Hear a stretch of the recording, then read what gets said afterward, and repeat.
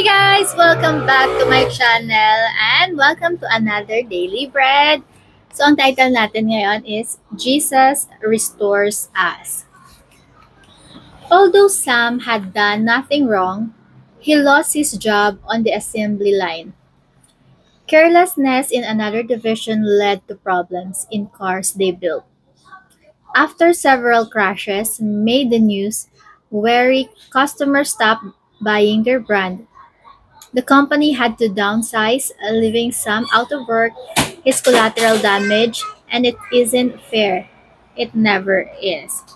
So, si Sam is na-lost yung, or nawala ng trabaho dahil sa pagiging carelessness ng kanilang division na nag-led to problems. Nagkaroon ng mga crashes yung mga kotse, nagkaroon ng downsize, and yun, isa si Sam sa mga nawala ng work. History's first collateral damage occurred immediately after the first sin. So, ano yung first sin? Adam and Eve were ashamed of their nakedness, so God graciously clothed them with garments of skin. So, yan yung Genesis 3:21. So, in Tagalog, guys, yan yung first sin natin, guys, yung naharamdam ng nakedness o kahubaran. So, ito yun, guys, in Tagalog, para mas maunawaan natin.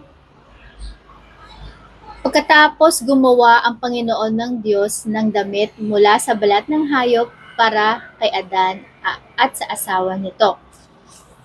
So yun, so nung na-feel na nila or natuklasan nilang hubad pala sila, ginawan sila ng gumawa ang Panginoon ng damit mula sa balat ng hayop para kay Adan at kay Eva.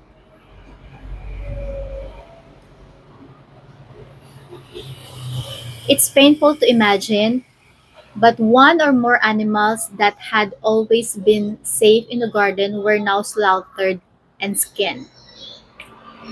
Whoa. So dahil sa sin na yun, merong namatay na animals, diba, na always good naman and safe dun sa garden, but ngayon, pinatay siya and tinanggalan ng balat para nga dun sa magiging damit nila. There was more to come, God told Israel. Every day you are to provide a year-old lamb without defect for a burnt offerings to the Lord. Morning by morning, you shall provide it. So, ito yung sinasabi sa Ezekiel 46:13. Basahin natin, guys, in Tagalog para mas maintindihan. Tuwing umaga, kinakailangan may inihahandog sa akin na tupang walang kapintasan bilang handog na sinusunog. So, every morning dapat daw mag-alay or yun nga, maghandog ng isang tupang walang kapintasan or walang defect. Ayun, perfect ba? Perfectly healthy na tupa tuwing morning bilang handog na sinusunog.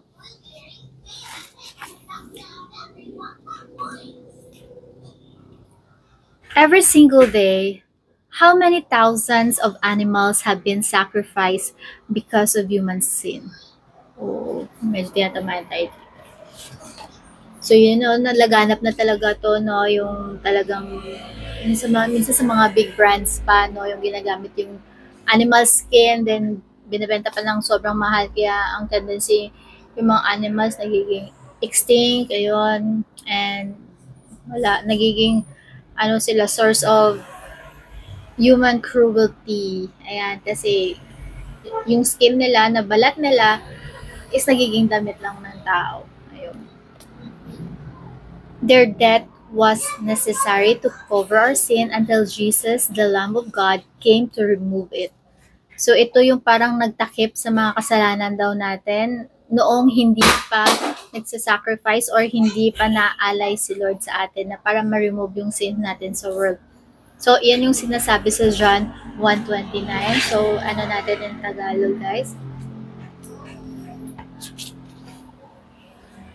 Kinabukasan, nakita ni Juan si Jesus na papalapit sa kanya. Sinabi niya sa mga tao, narito na ang tupa ng Diyos na ihahandog upang mag-alis ng kasalanan ng mga tao sa mundo. So, yun na nga, yun yung time na dumating na dito si Jesus, pinadala na ni God para mag-wipe away ng sins of the world. Grabe, no? Amen to that. Call this collateral repair. As Adam's sin kills us, so the last Adam's, which is Christ, obedience restores all who believe in Him. This is the Romans 5:17-19. So let's explain sa Tagalog, guys, ito. Dahil sa kasalanan ng isang tao, which is si Adan, dahil sa kasalanan ng isang tao, naghari ang kamatayan. Pero dahil sa ginawa ng isa pang tao na si Jesus Kristo, ang mga taong tumanggap ng masaganang biyaya at kaloob ng Diyos ay itinuturing niyang matuwid at maghahari sila sa buhay na walang hanggan. Kaya dahil sa kasalanan ng isang tao, ang lahat ay nahatulang maparusahan. Ganon din naman dahil sa matuwid ng ginagawa ng isang tao, ang lahat ay maituturing na matuwid at mabibigyan ng bagong buhay. Kung sa pagsuway ng isang tao, marami ang nagiging makasalanan, ganon din naman dahil sa pagsunod ng isang tao, marami ang itinuturing na Diyos na matuwid. So parang na-apply to, no, sa mga usually sa school dati, pag sa mga ROTC, NSTP. Yung parang pag fault ng isa, fault nyo ng lahat ng grupo mo. So pag sinasabi din namang tawag dito, yung victory ng isa nyong member is victory din ng buong grupo nyo. So parang yun yung sinasabi dito, guys.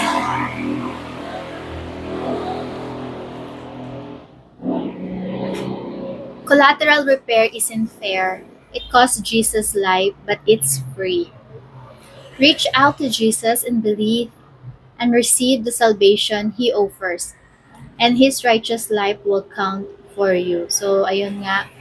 Grabe, no? So, yun yung tinatawag na grace sa atin, guys, no? Kahit na hindi tayo karapat-dapat is so sobrang pagmamahal ng Panginoon sa atin, binigay niya sa atin ng kanyang kaisa-isang anak na si Hesus Kristo para iligtas ang kasalanan ng buong mundo. So, nasa sa atin yun, guys. Kung gusto ba nating tanggapin yung grace na yun, so yun yung sinasabi ng grace. That's a gift from God.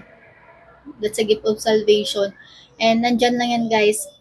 Nasa sa inyo kung tatanggapin nyo siya or hindi. Pero willing silang ibigay sa atin yun. Okay, so reach out lang. So, communication with God. Ayun lang, guys. Read the Bible and share the gospel. Share the words of God. Ito, guys, pwede nyo itong sagutin. When have you suffered for someone else's mistake? Kailan kayo nag-suffered para sa kasalanan ng iba? When have you benefited from someone's success? And how should you think about both situations? So, kung kanina is kailan ka nag-suffer para sa kasalanan ng iba, kailan ka naman nag-benefit sa success ng iba? And paano pag-iisipan yung parehong bagay na yun? So, how you handle both situation. Yan, guys, pwede nyo i-share dyan sa comment section. So, let's pray. Jesus, I believe in you and I know your life counts for me. So, that's it for today's Daily Bread, guys, and see you again tomorrow. Bye-bye!